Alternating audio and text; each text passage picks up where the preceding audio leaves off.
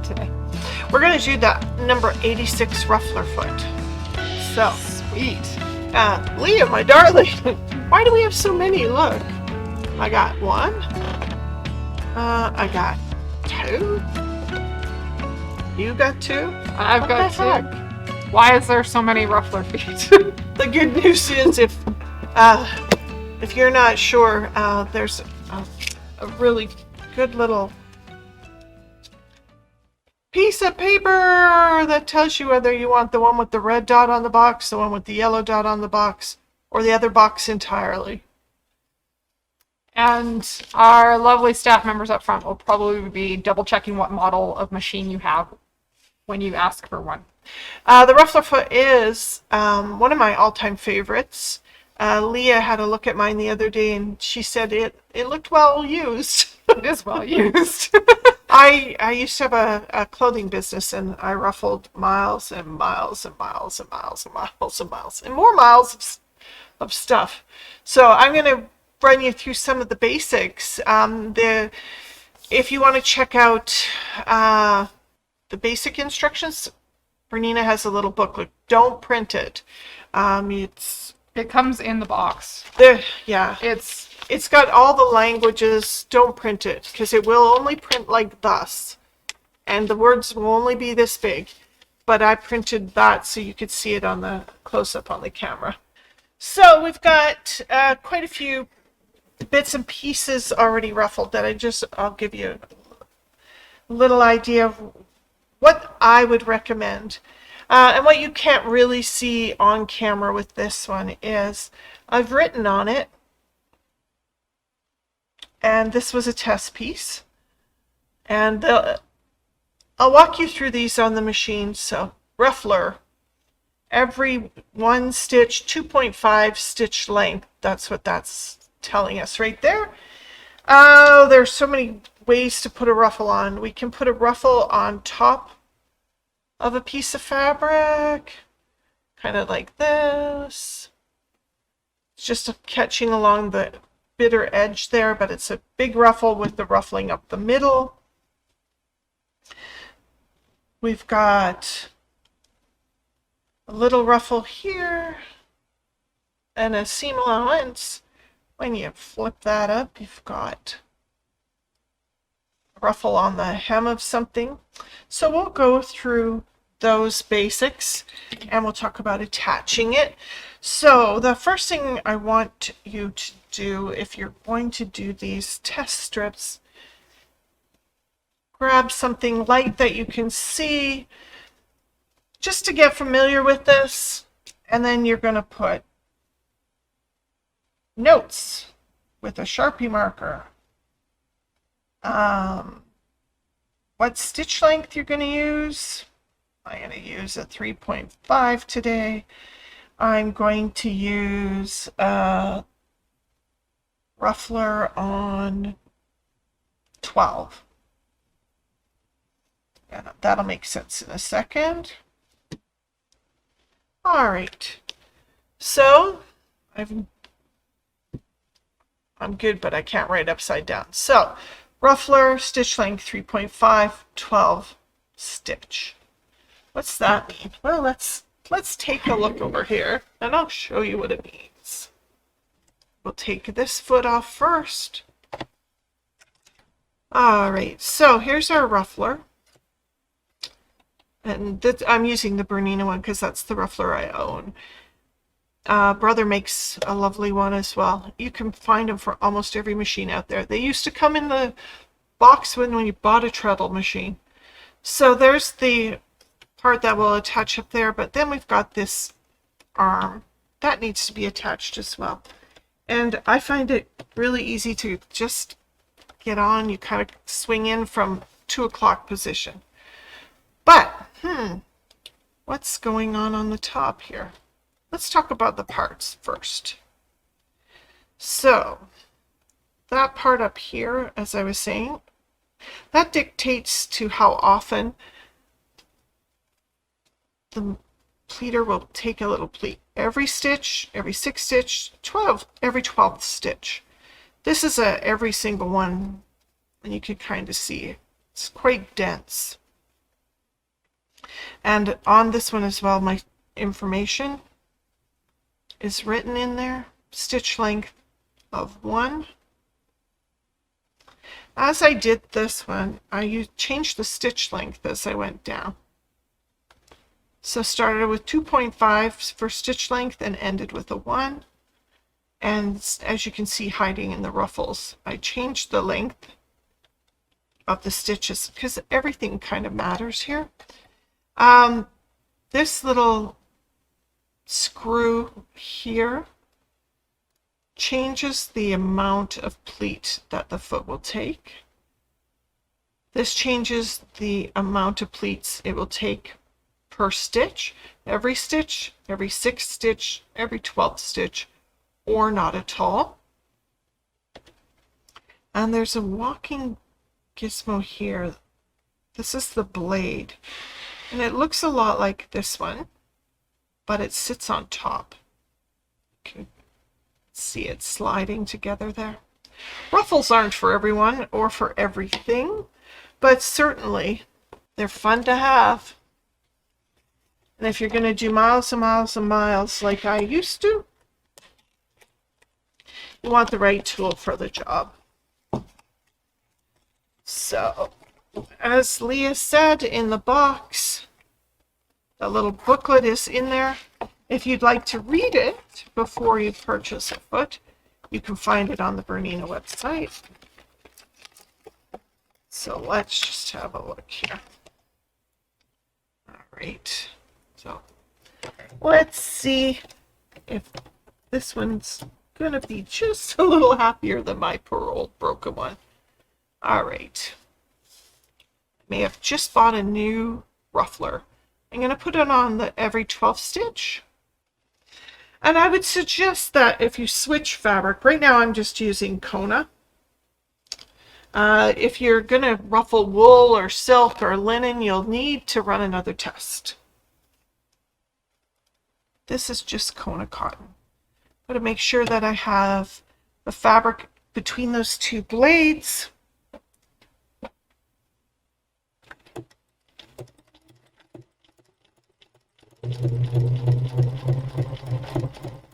So every 12th stitch we're going to get a pleat. The other thing, if you have a speed control on your machine, such as this, you want to be way down. You'll get a much nicer job if you give the machine's time to do its job. And if you go too fast, it's not as accurate. It gets kind of messy, and you lose control of how you hold the fabric. I'll just swing back a bit. So I keep my fabric very gently in my hands, because any pull back, and you're going to be wrestling the machine for that pleat. So if I was hanging on at all, when that did its pleat, it would be very unhappy. And you would get perhaps a more shallow pleat or no pleat at all. So here's our first run. 3.5 stitch length every 12 stitch. So if you're counting along, you can see if it's true. Now when you're trying to decide how deep to ruffle, how many ruffles, this is why you do need to run the test. So I know that I'm at the end of that piece.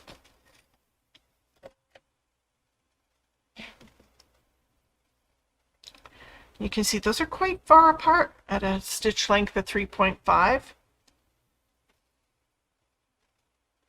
So just there.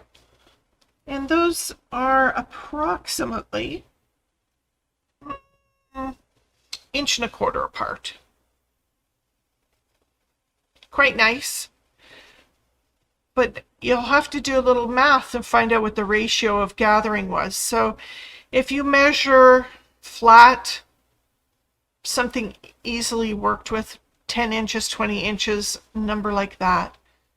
And then you pleat it and you'll find out what size it is now. That'll give you the ratio, so over time and space you'll know how big to cut your ruffles. Often I see in the books they tell you just to cut way more ruffle than you need and to go and cut off what you don't need. That might not be possible. That might be kind of expensive depending on what you're sewing with. So as another test for you, we'll change nothing except the little lever here, and we'll do a pleat every 6 stitches. Have a look and see what that looks like. Start off slow, don't go too fast. Make sure you've got everything lined up and in hand. Remember not to hold your fabric too heavily because it won't pleat. You want to make sure you have free flow. And again, slow down so you can see. Those are quite a bit tighter.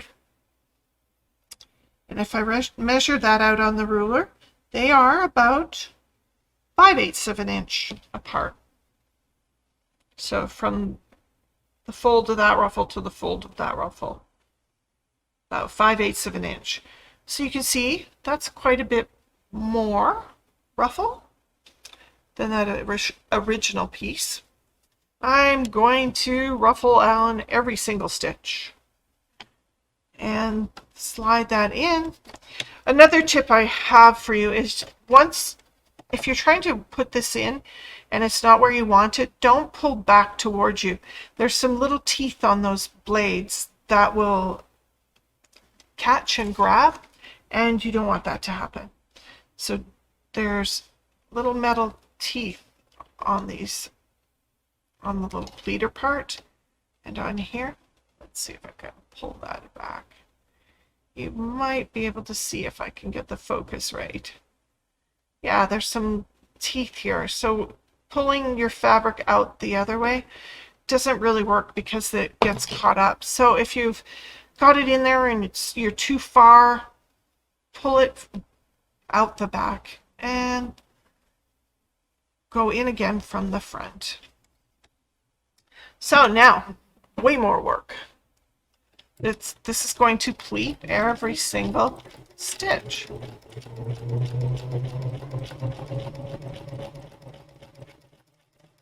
And you don't want to do this too fast. It's really easy to lose control and not have nice stitching all in about the same area. Because, you know, once we get these ruffles done, we want to be able to stitch them into something. So you can see that went much faster. And the piece is super small. But look at that. Isn't that lovely? So very full ruffle compared to the other two. Some of the things that you can do is you can create your ruffle. I'm putting this piece of fabric right under the foot. I'm going to put the foot down for a second to hold it in place. So say that's the hem of my garment, and then this would be my ruffle. So to get that in there, I might need to lift the foot again, work that in.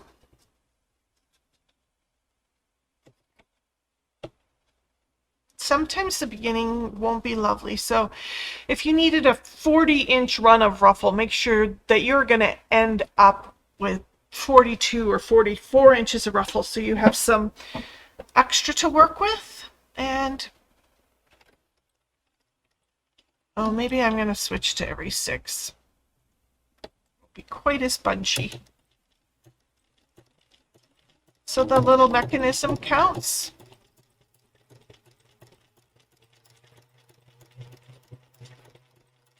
And then pleats every 6th stitch. So I could do that again. Let's do on 12 and have a look to see what that might look like.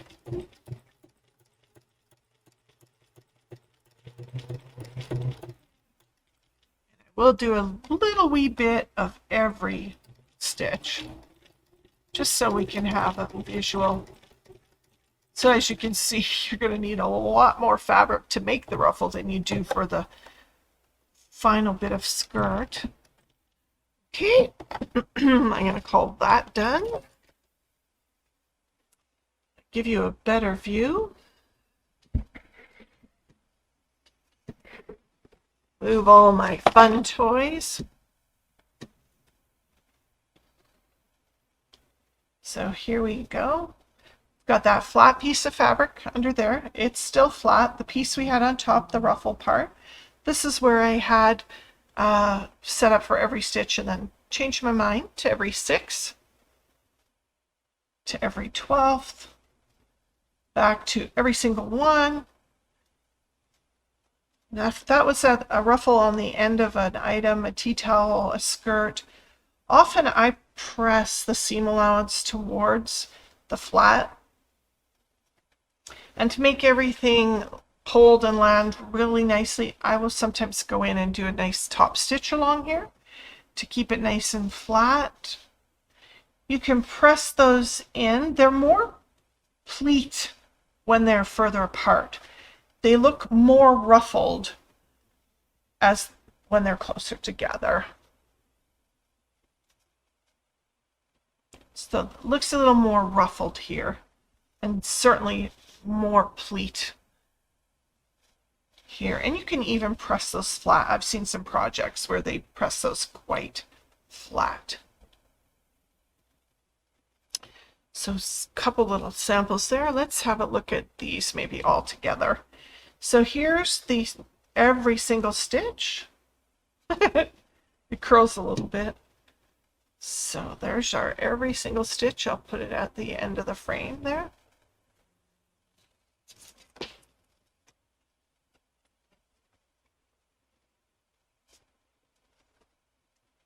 Every 12th stitch. And every 6 stitches. So quite a bit of difference in how much fabric it takes from each one of these. I find that stitch length can make a difference. The weight of fabric can make a difference. How gently you hold your fabric will determine whether these turn out nice and even. If you panic or your fabric gets caught and you pinch or pull on it at all, the pleats won't be evenly deep. That will change. Remember, the depth of pleat, that's based on the screw on the side. Here, when the machine is, when it's sitting on your machine, it's right at the front actually. Now, some of these things to know, I wish someone would write the definitive book of Ruffler. Maybe I'll do that in my spare time. You see all these little ins and outs. Let's see. Those are all guides. If any of you own a featherweight and you have the booklet, there was instructions on using these guides to put ruffles, attach a ruffle to, say, bias binding or a piece of ribbon so that you could attach it to a dress or a blouse or a table runner. There we go. So it looks complicated, but it's super simple once you get the gist of what all the bits and pieces are for. I love mine, and as I said, I've kind of used it a lot and may have worn it out. But it's an essential tool in my sewing room, certainly. So the other thing, I've shown all of these ruffled up on an edge here, where we could now take these and take a piece of other fabric and right sides together and sew a seam like that. If you're confident and you're feeling it, you could do it as one step in the ruffler. Maybe you're not feeling it and it's easier to take it as 2 pieces and sew it later. Absolutely. Sometimes you might want to ruffle up the middle, and maybe you take a piece of ribbon and top stitch it to cover that stitch up. Maybe like this one. where maybe it's high on this side, maybe the same on this side, maybe short on this side and long on this side. And you can attach it onto the top of a finished garment. Maybe your little girl who loves ruffles her pants are a little short and you need to add a little bit to the bottom. You can add a sweet ruffle. It'd be super cute. Now I have a tip for you. When you want to do a ruffle that has a finished edge, like this one, it's double layers of fabric. I've seen instructions where they say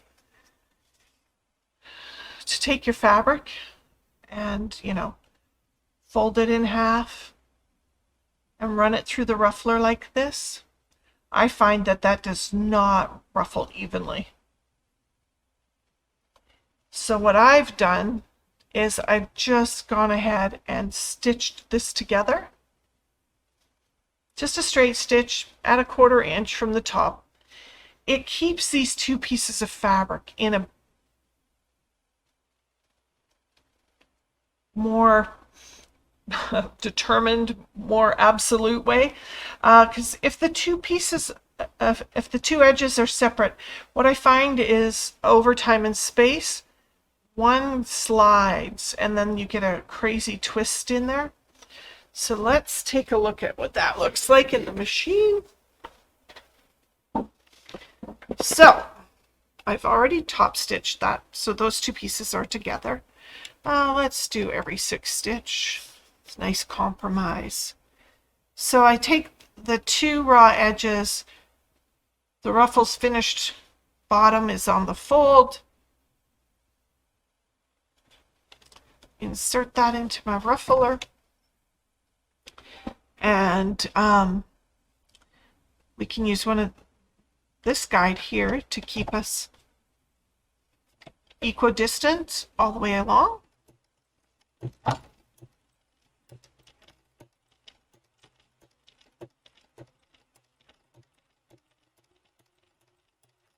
Like I said, not too fast, but this is sure fast compared to the way we used to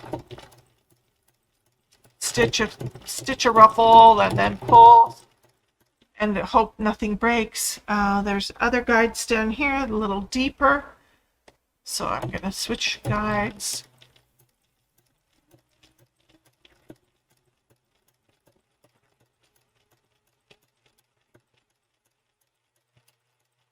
And it's a little more intense for the little pleater to push 2 pieces of fabric through.